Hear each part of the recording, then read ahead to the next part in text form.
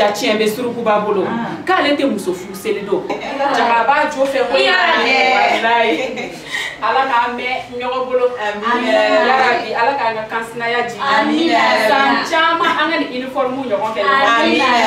ne kɔni b'a dɔn ka an to ni dugu wuli uniforme kɛ in na wallahi hali an furukɛw bɛ siran ka don an ni ɲɔgɔn cɛ o ye tiɲɛ ye dɛ i ye bɛn o ye du o du kɔnɔ muso de y'a bɛn sababu aw de don wa n'i ko uniforme i ko bɛn n'i ko bɛn i ko muso ni Maria muso bɛ kun ye ni faamu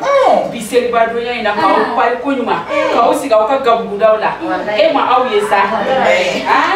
ne ko e yɛrɛ ka na uniforme ko in na i tɛ ni kunna fɔ an ɲɛna sa o ma ne taara dugu la jɔn bɛ taa fɛ mɔgɔ si t'a yɔrɔ dɔn o ye tiɲɛ n bɛ n'o fɔ aw ye k'o fara Maliyɛnw aw n'a fɔ ko tare